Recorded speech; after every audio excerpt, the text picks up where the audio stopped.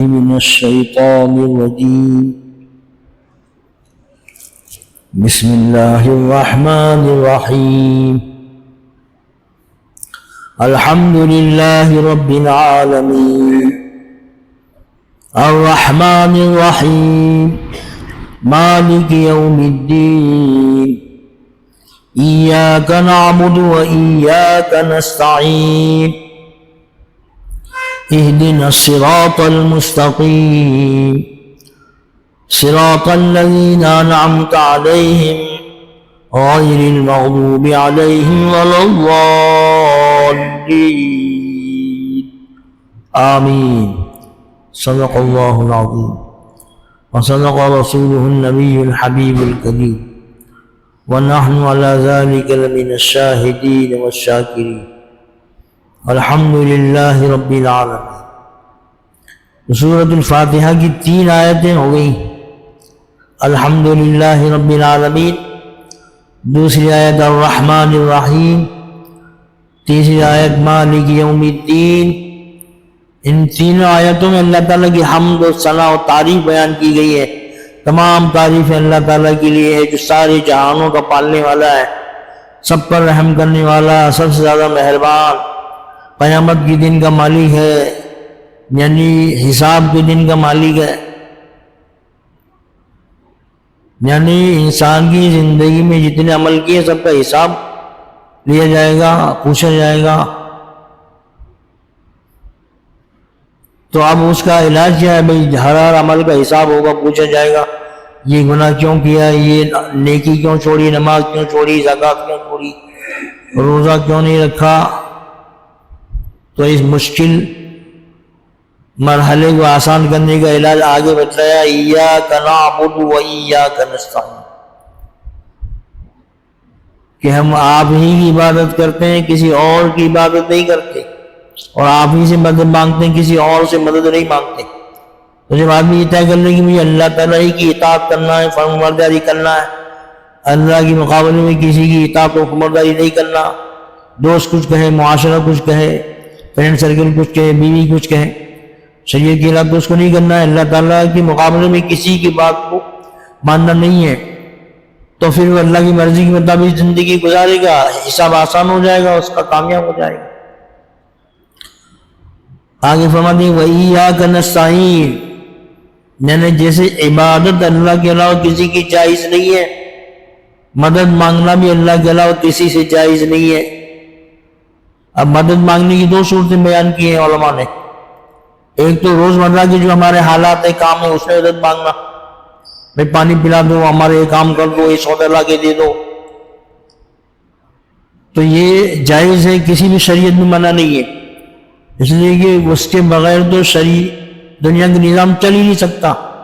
صنعت کار صنعت سے لوگوں کو فائدہ پہنچاتا ہے، مزدور ہے، معمار ہے، بڑی ہے، لوہار ہے، وہ سب اپنے اپنے فن سے لوگوں کی خدمت کرتے ہیں۔ تو ان کاموں میں جن کو لوگ بھی کر سکتے ہیں اس میں مدد مانگنے کی ممانعت نہیں ہے، بلکہ اس کو پسند کیا گیا ہے۔ اور حدیث پاک کہتا ہے من نصر مسلما نصرہ اللہ، جو کسی مسلمان کی مدد کرتا ہے اللہ اس کی مدد کرتا ہے۔ اور ایک حدیث میں آپ نے فرمایا کہ من کان فی حاجت اخیہ کان اللہ فی حاجتہ، جو اپنے بھائی کی ضرورت کے لیے کوشش کرتا ہے اللہ تعالیٰ اس کا کام بنا دیتا ہے نا۔ معلوم ہے کہ ایک دوسرے کی مدد کرنا ان کاموں میں جن کی معاشرے میں ضرورت پیش آتی ہے، جیسے کسی سے کہنا بھئی ہمارا بوجھ اٹھا دو، ہم کو فلاں سودا لا کے دے دو، تو یہ جائز، اس کی ممانعت نہیں ہے۔ لیکن جو مدد صرف اللہ کے لیے خاص ہے، ایاک نعبد، ہم آپ ہی سے مدد، وَإِيَّاكَ نَسْتَعِينُ، آپ ہی سے مدد مانگتے ہیں، آپ کے علاوہ کسی سے مدد نہیں مانگتے، وہ مدد خاص ہے اللہ تعالیٰ کے ساتھ۔ اور وہ مدد یہ ہے کہ ان کاموں میں جن کو اللہ کے سوا کوئی نہیں کر سکتا، اس میں مانگنا مدد غیر اللہ سے، جیسے اولاد دینا ہے، ہدایت دینا ہے، شفا بخشنا ہے، تو یہ صرف اللہ تعالیٰ کی قبضہ قدرت میں ہے نا۔ تو ان کاموں کے اندر غیر اللہ سے مدد مانگنا ہے نا۔ تو دیکھیے غیر اللہ سے مدد مانگنے کی ایک صورت تو یہ ہے کہ کسی نبی، کسی ولی، کسی فرشتے یا کسی انسان کو اللہ تعالیٰ کی طرح پورا قدرت والا اختیار والا سمجھ کر اس سے مدد مانگنا. تو یہ تو ایسی مدد ہے کہ مکے کے کافر بھی اس کو جائز نہیں سمجھتے تھے، ہے نا. دوسری صورت یہ ہے کہ سارے اختیار کا مالک اللہ کو سمجھا جائے کہ پوری قدرت والی ذات اللہ تعالیٰ کی ہے، سارے اختیارات اسی کے ہیں، لیکن اس نے جو ہے اپنے اختیارات میں سے کچھ اختیار کسی بندے کو بھی سونپ رکھے ہیں، تو اس معاملے کے اندر وہ بندہ خود مختار ہے. یہ وہ شرک ہے جو مکے کے کافر کرتے تھے، اور جہالت کی وجہ سے جو ہے وہ لوگ قرآن حدیث سے دور رہتے ہیں، علماء سے دور رہتے ہیں، تو پھر وہ بھی اس پہ مبتلا ہو جاتے ہیں، ہے نا. تو اب غلطی کہاں پر ہوتی ہے، دھوکہ کہاں پر لگتا ہے، مغالطہ کہاں پر پیدا ہوتا ہے؟ تو فرماتے ہیں کہ اللہ تعالیٰ نے اس دنیا کے نظام کی ذمہ داری فرشتوں کو سونپی ہے. سب جانتے ہیں ملک الموت کا کام کیا ہے، روح قبض کرنا. حضرت جبریل علیہ السلام کا کام کیا تھا کہ پیغمبروں کا اللہ کا پیغام پہنچانا. وہی ہے پیغام جو اس قرآن میں پورا ہی ہے نا، 30 پارے 800 صفحے، وہی ہے جو اللہ کے نبی کے پاس آئی تھی.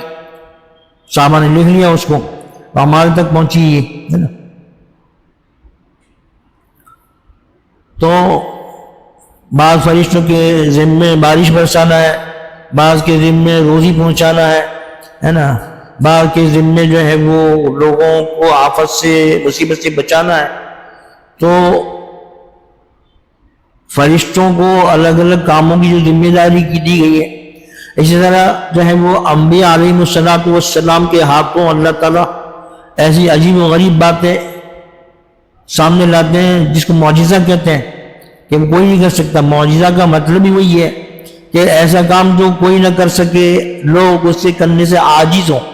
یہ عاجز سے معجزہ بنا ہے، عاجز کرنے والی چیز کو معجزہ کہتے ہیں عربی کے اندر.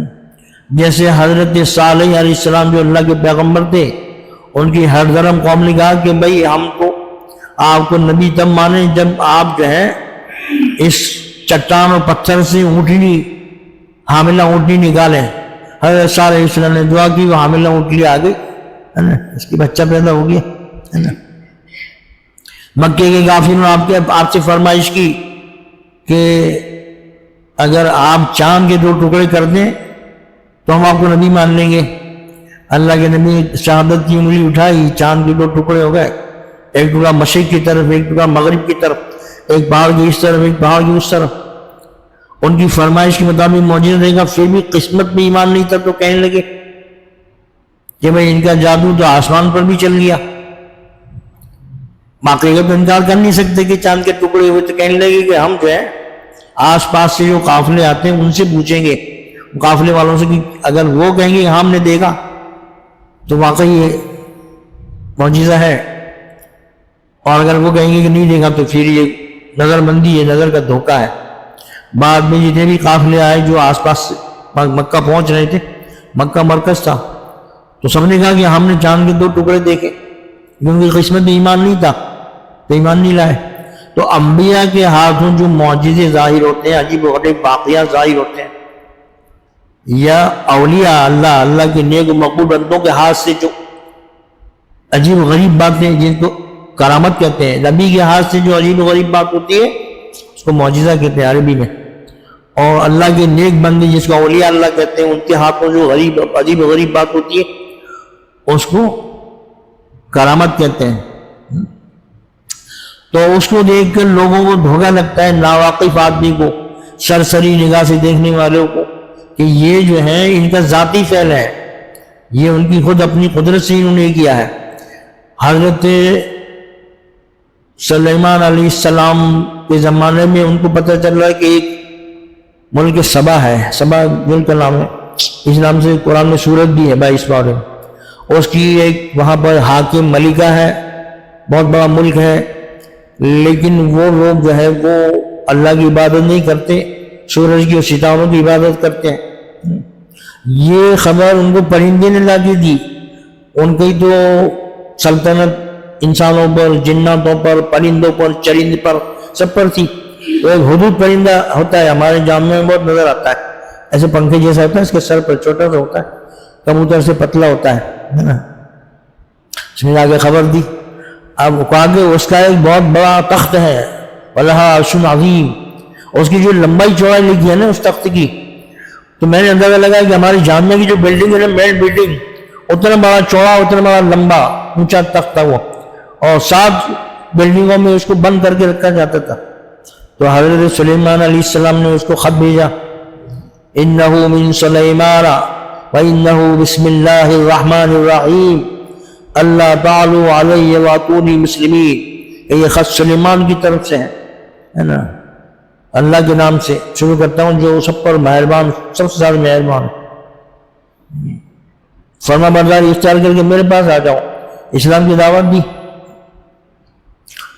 اب جو ہے حضرت سلیمان نے جو ہے اس کو معجزہ دکھانے کے لیے کہ یہ جب آئے گی یہاں پر 1500 میل کا فاصلہ تھا ملک سبا میں اور حضرت سلیمان السلام جہاں پر تھے, تو حضرت سلیمان علیہ السلام نے اپنے درباریوں سے پوچھا کہ بھائی اس بلقیس کے, اس کا نام بلقیس تھا, بلقیس کے یہاں آنے سے پہلے اس کا تخت کون لے کے آئے گا وہاں سے, اتنا بڑا تخت آپ کی مسجد سے کئی گنا بڑا.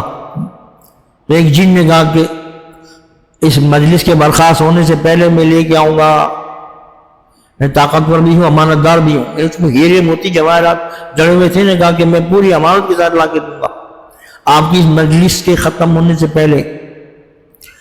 اور ان کے وزیر تھے, ان کا نام آصف تھا, آصف ابن برخیہ, تو ان کے وزیر نے کہا کہ پلک جھپکتے میں وہ تخت لا کے دوں گا. ایسے پلک جھپکتے میں لگے نگاہ اٹھائی بس ختم, آنکھ جھپکتی وہ تخت آ گیا. تو یہ اولیاء کی کرامت ہے, قرآن مجید سے ثابت ہے. تو لوگوں کو دھوکہ لگتا ہے, وہ سمجھتے ہیں کہ انبیاء کے معجزے, اولیاء کی کرامت یہ ان کا خود کا ذاتی فعل ہے, اور اتنے دائرے میں اللہ تعالیٰ نے ان کو اختیار دیا ہے. لیکن یہ بات صحیح نہیں ہے. انبیاء کے ہاتھ سے جو معجزے ظاہر ہوتے ہیں وہ بھی عجیب و غریب باتیں ہوتی ہیں, اولیاء کے ہاتھ سے جو کرامت ظاہر ہوتی ہے وہ بھی اللہ تعالیٰ کا فعل ہوتا ہے, وہ ان کے ہاتھ سے ظاہر ہوتا ہے, نظر آتا ہے ان کے ہاتھ سے ہوتا ہوا. انبیاء کی صداقت کے لیے ان کے نبی اور اللہ کی طرف سے بھیجا ہوا ہونے کی دلیل کے طور پر ان کے ہاتھ سے اس کو ظاہر کیا جاتا ہے کہ لوگ دیکھیں گے یہ معمولی آدمی نہیں ہے, یہ واقعی اللہ کا بھیجا ہوا ہے نا. اس طرح اولیاء اللہ کی جو ہے وہ عظمت کے لیے, ان کی مقبولیت کے لیے ظاہر کرنے کے لیے اللہ تعالیٰ ان کے ہاتھ سے کرامت صادر کرتا ہے نا. تو واقعتاً وہ اللہ کا فعل ہوتا ہے, ان کے ہاتھ سے صادر ہوتا ہے نا. اس کرامت کے ظاہر کرنے میں یا معجزے کو دکھانے میں نبی کا, ولی کا کوئی دخل نہیں ہوتا ہے نا. اسی وجہ سے جو ہے وہ ایک موقع پر اللہ کے نبی نے ایک مٹھی کنکری دشمنوں کی لشکر کی طرف پھینکی, وہ اللہ کی قدرت سے سب کی آنکھوں میں پہنچ گئی. اب اس واقعے کو قرآن نے ایسے بیان کیا ہے نا کہ وما رمیت اذ رمیت ولکن اللہ رما, جو آپ نے ایک مٹھی کنکری پھینکی وہ آپ نے نہیں پھینکی, اللہ نے پھینکی. تو دیکھیے اللہ تعالیٰ نے اپنی طرف نسبت کیا اس کو. تو معلوم ہے کہ نبی سے جو معجزہ ظاہر ہوتا ہے وہ بھی اللہ تعالیٰ کا فعل ہوتا ہے. اس ظاہر میں اللہ اس کے نبی کے ہاتھ سے کرتے ہیں تاکہ لوگ سمجھیں کہ ہاں یہ اللہ کا خاص بندہ بھیجا ہوا ہے, اس کی نبوت کو مانے, ایمان لے آئے. اسی طرح حضرت نوح علیہ السلام کی نافرمان قوم نے ان سے کہا کہ بھائی آپ جو ہیں ڈراتے رہتے ہیں عذاب سے, تو وہ عذاب لا کے دکھائیے. یہ اتنے زیادہ وہ جری تھے اور اتنے بدقسمت تھے کہ خود عذاب مانگتے تھے, قرآن مجید میں ہے نا. تو حضرت نوح علیہ السلام نے اس کے جواب میں یہ فرمایا کہ انما یاتی بہ اللہ ان شاء, اللہ چاہے گا تو وہ عذاب آئے گا, آسمانی عذاب میرے قبضے میں نہیں ہے, اللہ چاہے گا تو وہ عذاب آ جائے گا اور تم بھاگ نہیں سکتے, کچھ نہیں کر سکتے. تو انبیاء نے خود بھی کہا. اب وہ سرسری نگاہ والا سمجھتا ہے کہ یہ خود ان کی طاقت سے ہو رہا ہے, تو پھر وہ جو ہے وہ ان کے ساتھ غلط عقیدے رکھتا ہے اور ان کو جو ہے وہ کام کرنے لگتا ہے ان کے ساتھ جو صرف اللہ تعالیٰ کو کرنا چاہیے. یہ سجدہ کرنا, لوگ جو ہے نا مزاروں پر جا کے سجدہ کرتے ہیں تو ان کو بااختیار سمجھتے ہیں, حالانکہ وہ ان کو کوئی کسی نبی کو, کسی ولی کو, کسی فرشتے کو بالکل مطلق یہ قدرت نہیں ہے کہ وہ اپنی طرف سے کسی معجزے, کسی کرامت کو ظاہر کر سکے. وہ صرف اللہ تعالیٰ کا فعل ہوتا ہے نا. مثال اس کی بتلائیے کہ جیسے یہ بلب ہے، اس سے روشنی آ رہی ہے، یہ پنکھا جو ہے ہم کو ہوا دے رہا ہے، لیکن یہ بلب جو ہے روشنی دینے میں اور پنکھا ہوا پہنچانے کے اندر خود مختار نہیں ہے نا، بلکہ اس کا اصل محرک جو ہے وہ پاور ہاؤس سے جو بجلی کا کرنٹ آ رہا ہے نا، اس سے یہ پنکھا بھی چل رہا ہے، یہ بلب بھی. تو ایک سیکنڈ کے لیے اگر وہ کرنٹ جو ہے وہ بند ہو جائے، بیچ میں فالٹ آ جائے، تو پھر یہ نہ بلب روشنی دے گا نہیں پنکھا ہوا دے گا، ہے نا. تو ایسے ہی معجزہ پیغمبروں کے ہاتھ سے ظاہر ہوتا ہے، کرامات اولیاء اللہ کے ہاتھ سے ظاہر ہوتی ہے، تو وہ اللہ تعالیٰ کی طرف سے ہوتی ہے. یہ صرف ظاہر میں ذریعہ ہوتے ہیں تاکہ ان کی عظمت اور بزرگی کی مقبولیت لوگوں کے دل میں پیدا ہو اور لوگ انبیاء پر ایمان لائے اور دنیا داخل میں کامیاب ہوں، اولیاء اللہ کو سمجھیں اور ان کے طریقے کے مطابق زندگی گزاریں، ہے نا. بڑے بڑے جو بزرگ ہمارے ملکوں میں، ملک میں بھی ہے اولیاء اللہ کی مزارات، تو وہ تو اللہ کی عبادت ہم سے زیادہ کرتے تھے، اتنے فرمانبردار تھے. یہ چشتیہ سلسلے کے جو بزرگ ہیں، حضرت ہمارے خواجہ معین الدین چشتی ہوئے، چاہے وہ قطب الدین بختیار کاکی ہوئے دلی میں، ان کے خلیفہ ہیں. پھر ان کے بعد آتے ہیں نظام الدین اولیاء، جن کے نام سے نظام الدین مرکز کا نام رکھا گیا ہے. تو یہ لوگ اتنے زیادہ اللہ کے مطیع و فرمانبردار تھے کہ ایک تو صائم الدہر تھے، وہ سارے دنوں میں روزہ رکھتے تھے اور رات میں عبادت کرتے تھے. ایک ایک دن میں 60-70 پارے تلاوت کرتے تھے قرآن مجید کی. تو وہ تو دیکھتے نہیں، اور جا کے نہ کرنے والے کام کرتے ہیں، وہاں جا کر کے وہ سجدہ کرتے ہیں جو صرف اللہ تعالیٰ کے لیے جائز ہے نا. عبادت کا سجدہ کسی شریعت میں، کسی دین میں، کسی نبی کے قانون میں جائز نہیں تھا کسی کے لیے، نہ پہلے تھا نہ اب ہے. تو معلوم ہے کہ وَإِيَّاكَ نَسْتَعِينُ، ہم آپ ہی سے مدد مانگتے ہیں. تو اس کے ذریعے سے اللہ تعالیٰ نے سکھایا کہ مدد صرف اللہ تعالیٰ سے مانگنا ہے نا، اور اللہ تعالیٰ کے علاوہ کسی سے مدد نہیں مانگ رہا ہے نا. اب اگر کوئی آدمی سوچے کہ بھئی زمانہ ایسا ہے، حالات اتنے خراب ہے کہ ہم اللہ تعالیٰ کی عبادت بندگی اطاعت پر قائم نہیں رہ سکتے، ماحول اتنا خراب ہے نا، رکاوٹیں ہیں، دشواریاں ہیں، پریشانیاں ہیں، ہے نا. تو ہم شریعت کے مطابق ملازمت کیسے کریں، شریعت کے مطابق تجارت کیسے کریں، شریعت کے مطابق جو ہم کیسے چلیں. تو جگہ جگہ رکاوٹیں ہیں، ہے نا. گھر والوں کی طرف سے رکاوٹ ہے، بیوی کی طرف سے رکاوٹ ہے، دوستوں کی طرف سے رکاوٹ ہے، معاشرے کی طرف سے، کمیونٹی کی طرف سے رکاوٹ ہے. تو اس کا حل بتایا اس آیت میں، وَإِيَّاكَ نَسْتَعِينُ، کہ اللہ سے مدد مانگو، ہے نا. بھائی ڈاکٹر عبدالحی جو ہے مفتی تقی صاحب کے استاد تھے، تو انہوں نے کہا کہ اللہ تعالیٰ بندے سے پوچھے گا بھائی تم نے احکام پر عمل کیوں نہیں کیا، نماز کیوں نہیں پڑھی، زکوٰۃ کیوں نہیں دی، میں نے گناہ سے منع کیا تو تم نے گناہ کیوں کیا. بندہ کہے گا کہ حالات اتنے خراب تھے کہ شریعت پر چلنا مشکل تھا، کہ مجبوری سے مجھ سے ہی ہو گیا. تو اللہ تعالیٰ کہیں گے کہ تجھے یقین تھا کہ ان اللہ علی کل شیء قدیر، کہ میں ہر چیز پر قدرت رکھتا ہوں، تیرا یقین تھا، تم مانتا تھا اور تیرے اس پر ایمان تھا. تو نے مجھ سے کبھی سوال کیا کہ میری رکاوٹ پیدا ہو رہی ہے آپ کی فرمانبرداری میں، آپ رکاوٹ دور کر دیجیے. تم نے کبھی مانگا مجھ سے، تم نے کبھی سوال کیا، تم نے کبھی درخواست کی، تم درخواست کرتے میں تمہیں رکاوٹ دور کر دیتا. تو وَإِيَّاكَ نَسْتَعِينُ میں بتلایا گیا کہ کوئی بھی پریشانی ہو، شریعت پر عمل کرنے میں دشواری ہو، رکاوٹ ہو، مشکلات ہو، تو اس کا طریقہ ہے کہ اللہ تعالیٰ سے مدد مانگی جائے. یا اللہ یہ رکاوٹ ہے، میں اس پر عمل نہیں کر سکتا آپ کے حکم پر، تو اللہ تعالیٰ اس کو دور کر دے گا. اللہ تعالیٰ کے ہاتھ میں سب کچھ ہے. فَإِنَّ مَعَ الْعُسْرِ يُسْرًا، ہر مشکل کے بعد آسانی پیدا ہوتی. بلکہ اس میں تعلیم ہے کہ ہر حاجت کو اللہ تعالیٰ سے مانگی جائے، ہر حاجت و ضرورت میں اللہ تعالیٰ سے مدد مانگی جائے. مثال کے طور پر جو ہے وہ بجلی نہیں آ رہی تو اللہ سے دعا کرے یا اللہ بجلی نہیں آ رہی، میں پریشان، گرمی لگ رہی ہے، آپ جو ہے وہ راحت پہنچا دیجیے. اللہ تعالیٰ جو ہے اس کا انتظام کر دیں گے. اسی طرح بھوک لگی، اللہ یا اللہ بھوک لگی، یہ کھانا کھلا دیجیے. قرض ہو گیا یا اللہ قرض ہو گیا، میرے قرض کی ادائیگی کر دیجیے. یا اللہ میں بیمار ہوں، یا بچہ بیمار ہو گیا، آپ شفا دے دیجیے. تو اللہ تعالیٰ، تو یہ دعا جو ہے اللہ تعالیٰ سے ہر کام میں مدد مانگنا ہے. اس میں یہ تعلیم ہے، چھوٹی سے چھوٹی ضرورت پر اللہ سے مدد مانگنا ہے. حدیث پاک میں آتا ہے کہ چپل کا تسمہ ٹوٹ جائے تو اللہ تعالیٰ سے مانگو، پٹی ہوتی ہے نا اس کی، حالانکہ معمولی چیز ہے، تمہارے کہ ہر حاجت میں اللہ کی طرف دھیان لگاؤ، ہر ضرورت میں اللہ تعالیٰ سے مدد مانگو. تو یہ کیا ہے؟ دعا جو ہے یہ بہت بڑی عبادت ہے. حدیث میں پاک میں آتا ہے کہ الدعاء مخ العبادہ، دعا عبادت کا مغز ہے، عبادت کا نچوڑ ہے، وہ عبادت کی روح ہے نا. یعنی دعا خود ہی عبادت ہے. تو دعا ایک ایسا نسخہ ہے کہ دعا جب بندہ کرتا رہتا ہے اللہ تعالیٰ سے، دل میں دعا کرنا چاہیے. تو جو بھی موقع ہے جیسے بھی ہے تو اللہ تعالیٰ سے ایک تعلق پیدا ہو جاتا ہے، پھر وہ تعلق باقی رہتا ہے، وہ تعلق میں ترقی ہوتی، پروان چڑھتا ہے، مضبوط ہوتا ہے. پہلے کے بزرگ جو ہے اللہ تعالیٰ سے تعلق پیدا کرنے کے لیے بڑے بڑے مجاہدے کرواتے تھے، بڑی بڑی ریاضتیں کرواتے تھے، رات میں نفل پڑھنا ہے، اتنی 24,000 مرتبہ اس میں اللہ پڑھنا ہے نا. لیکن اللہ تعالیٰ نے بندے کا اللہ سے تعلق پیدا کرنے کا آسان طریقہ یہ بتایا ہے کہ اللہ تعالیٰ سے مانگا جائے، دل کے اندر اللہ تعالیٰ سے باتیں کی جائے، یا اللہ یہ پریشانی ہے دور کر دیجیے، یہ مشکل کھڑی ہوگی آسان کر دیجیے. مثال کے طور پر کہیں جا رہے ہیں تو اللہ سے دعا کریں کہ یا اللہ سواری مل جائے، سواری مل گئی تو یہ دعا کریں کہ آسانی سے منزل پر پہنچ جاؤں، منزل پر پہنچیں گے دعا کریں کہ یا اللہ جس کام کے لائے وہ کامیابی.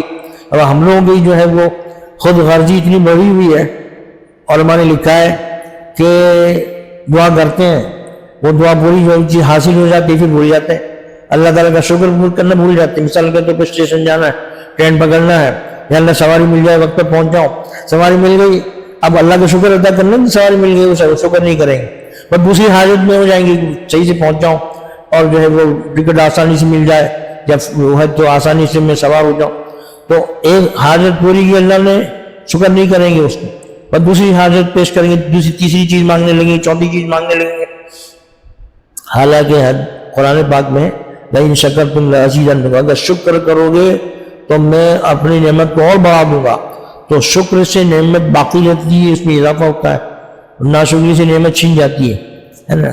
تو اللہ تعالیٰ ایسا کریم ہے، ایسا سخی ہے، ایسا داتا ہے کہ بندہ نعمت میں استعمال کرتا رہتا ہے، شکر نہیں کرتا پھر بھی دیتا رہتا ہے. دنیا کا کوئی بڑے سے بڑا سخی ہو، بڑے سے بڑا فیاض آدمی ہو، داتا ہو، تو ایک آدمی نے اس کے پاس مانگا دے دیا، دوسری مرتبہ مانگا دے دیا، تیسری مرتبہ مانگا دے دیا، چوتھی مرتبہ مانگا دے دیا، پانچویں مرتبہ مانگا دے دیا. اب بار بار مانگے تو اگتا جائے گا، وہ کہیں گے یار تم تو پیچھے پڑ گئے ہے نا، وہ تو پیچھے نہیں چھوڑے ہمارا. لیکن اللہ تعالیٰ تو خود کہتا ہے ادعونی استجب لکم، مجھ سے مانگو میں تمہاری دعا کو قبول کرتا ہوں ہے نا. تو مانگنے سے اللہ تعالیٰ راضی خوش ہوتا ہے. حدیث میں آتا ہے کہ جو نہیں مانگتا اللہ سے ناراض ہوتا ہے. تو دنیا کے سخیوں سے اللہ تعالیٰ کی سخاوت بالکل نرالی ہے.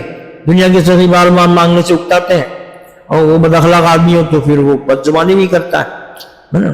لیکن اللہ تعالیٰ مانگنے سے خوش ہوتا ہے، نہ مانگنے سے ناراض ہوتا ہے. اس لیے کہ دعا جو عبادت ہے، تو دعا کرنے سے ایک تو عبادت کا ثواب ملتا ہے اور دوسرے حاجتیں پوری ہوتی. اب بعض لوگوں کو یہ غلط فہمی ہوتی ہے کہ میں دعا جتنی دیر کروں گا اتنی دیر میں 2 رکعت نفل پڑھ لوں، ایک رکوع پڑھ لوں قرآن شریف کا، ایک تسبیح پڑھ لوں، تو گویا کہ وہ دعا کو عبادت سمجھتی نہیں. حالانکہ حدیث میں آپ مانتے کہ دعا ہی العبادہ، دعا ہی عبادت ہے، بلکہ عبادت کا مغز ہے. یعنی جیسے عبادت میں اللہ کی طرف پوری توجہ ہونا چاہیے، اس طرح دعا بھی پوری توجہ کے ساتھ مانگنا چاہیے. تو اس سے اللہ سے تعلق پیدا ہوتا ہے، ربط پیدا ہوتا ہے، محبت پیدا ہوتی ہے.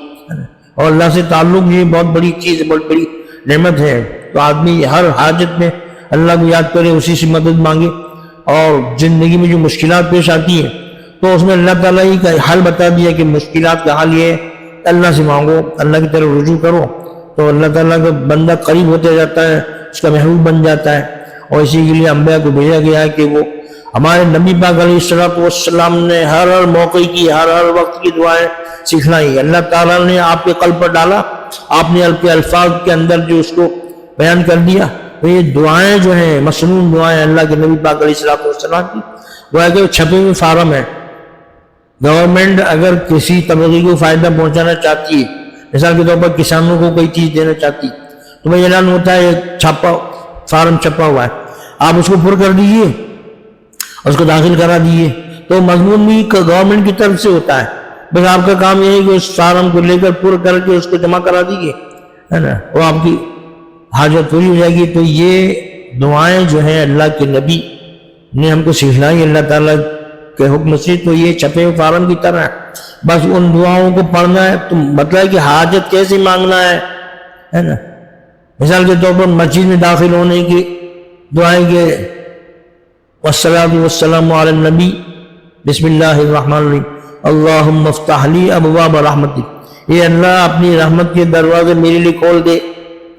اب یہ ہی دعا اگر قبول ہو جائے تو آدمی کو بیڑا پار ہو جائے، رحمت کے دروازے کھل گئے اس کے لیے، تو دنیا اور آخرت میں دونوں میں رحمت ہی رحمت ہے، زحمت ختم ہو جائے گی. تو اللہ کے نبی نے ایسی دعائیں مانگی ہے کہ نبی کے علاوہ کوئی مانگ ہی نہیں سکتا. انسان کی عقل حیران ہو جاتی ہے نا. اللہ کے نبی کی مصنوع دعاؤں کو جنہوں نے جمع کیا ہے، ایک کتاب ہے حسن حسین ہے نا، اور اس کے معنی ہے مضبوط قلعہ. تو یہ دعائیں مضبوط قلعہ، آدمی کا ایمان اس میں محفوظ ہو جاتا ہے. تو اس میں سینکڑوں دعائیں اللہ کے نبی صلی اللہ علیہ وسلم کی ہے نا. ایک اردو میں بھی اس کی کتاب شائع ہوئی ہے سنن و آداب کے نام سے. تو اس میں ہر عمل کا مصنوع طریقہ، کھانے کے آداب کیا ہے، پینے کے آداب کیا ہے نا، قرآن کے آداب کیا ہے نا. تو اس میں کھانے پینے کے تقریباً 20 سے زیادہ آداب لکھے ہیں ہے نا. تو یہ سب اللہ کے نبی نے سکھایا ہے نا. تو اس طریقے سے دعا مانگنے سے وہ اللہ تعالیٰ نے نبی کے دل میں ڈالا، نبی نے اپنے الفاظ میں بتلایا کہ تو کچھ دعا ایسے مانگنا ہے نا. تو اب یہ اللہ تعالیٰ کی طرف سے بھیجا ہے کہ دعا کرنے کا طریقہ ہی بتلا دیا، الفاظ بھی نبی صلی اللہ علیہ وسلم کے ذریعے سے سکھا دی. بس بندے کو ان الفاظ کو یاد کر کے مانگے اللہ تعالیٰ سے، اس کی جو ہے وہ دعا اور اس کی مراد پوری ہوگی، اور اس کی جو ہے ساری حاجتیں پوری ہو جائے گی، اور اس کا بیڑا پار ہو جائے گا. اللہ تعالیٰ ہم کو بھی کہے مصنوع دعاؤں کا اہتمام عطا فرمائے.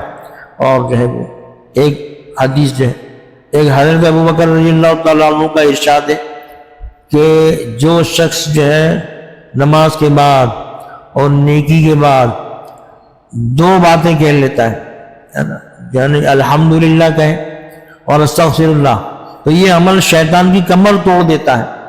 اس لیے کہ شیطان جو ہر وقت انسان کو برباد کرنے، اس کے عمل کو ختم کرنے، خراب کرنے کی فکر میں رہتا ہے، تو وہ نماز کے بعد نیکی کے بعد جو ہے وہ دو طرح سے حملہ کرتا ہے نا. ایک تو یہ کہ جو ہے وہ آدمی کے اندر عجب پیدا ہوتا ہے، خود پسندی پیدا ہوتی، وہ پیدا ہوتی کہ میں نے اتنی نماز پڑھ ڈالی، میں نے یہ عبادت کر لی ہے نا. تو اس کے لیے جو ہے وہ الحمدللہ سکھائے کہ بھئی آدمی خود اپنے اختیار سے کچھ نہیں کر سکتا، اللہ کی توفیق کے بغیر کچھ نہیں ہو سکتا. اللہ نے توفیق دی تو یہ کام ہو گیا. اس میں بڑا آدمی کو کوئی بڑائی تکبر کرنے کی ضرورت نہیں ہے. دوسرا یہ سکھایا استغفر اللہ. تو شیطان یہ دھوکہ دیتا ہے کہ تم بہت اچھے ہو، تم نے بڑا کمال کا کام کر لیا، تو بتائیں کہ استغفار کرے، اللہ سے مغفرت طلب کرے. یعنی ایک جیسی اللہ کی عبادت ہونا چاہیے کہ ویسی عبادت نہیں مجھ سے، میں اپنی عبادت کی کوتاہی پر اللہ سے مغفرت طلب کرتا ہوں. تو جب دونوں باتیں ہو جائیں گی تو شیطان جو اس کو برباد کرنے کی طاقت میں تھا وہ مایوس ہو جائے گا، اور ایسے ہو جائے گا جیسے اس کی کمر ٹوٹ گئی. دعا فرمائے اللہ تعالیٰ اپنے کلام کی سچی محبت عطا فرمائے. اللہم صلی علی سیدنا محمد عبدک و رسولک وعلی المؤمنین والمؤمنات والمسلمین والمسلمات. الہی اپنے فضل خاص سے اپنے کلام کی، اپنے نبی پاک علیہ السلام کی سچی محبت عطا فرما، اطاعت عطا فرما، نافرمانی سے ہماری حفاظت فرما، نعمتوں کی شکر گزاری نصیب فرما، ناشکری سے ہماری حفاظت فرما. نبی پاک علیہ السلام کی سچی محبت، اتباع، پیروی، وفاداری نصیب فرما. شیطان نفس کی پیروی سے ہماری حفاظت فرما. اپنی رضامندی والے کام کرنے کی توفیق عطا فرما. ناراضگی، نافرمانی کے کاموں سے ہماری حفاظت فرما. مظلوم مسلمانوں کی مدد فرما. جو کچھ نقصان ہو رہا ہے اس کی تلافی عطا فرما. کافروں، ظالموں، ساحروں، دشمنوں، مخالفوں، حاسدوں، اشرار اور مفسدین کے شر سے ہماری حفاظت فرما. اپنی نعمتیں، رحمتیں، برکتیں، نصرتیں، مدد اور حفاظت اور حمایت بارش کی طرح مسلسل نازل فرما، رات دن نازل فرما. مظلوم مسلمانوں پر خاص طور پر، پورے عالم کے مسلمانوں پر عام طور پر نازل فرما. جو خیر و بھلائی کی باتیں اللہ کے نبی نے آپ سے مانگی، ہم کو سارے امت کو عطا فرما. جن شرور و فتن سے اللہ کے نبی نے آپ کی پناہ چاہی، ہماری ساری امت کی حفاظت فرما. ربنا تقبل منا انك انت السميع العليم وتب علينا إنك أنت التواب الرحيم وصلى الله تعالى على خير خلقه سيدنا محمد وعلى آله وأصحابه أجمعين سبحان ربك رب العزة عما يصفون وسلام على المرسلين والحمد لله رب العالمين.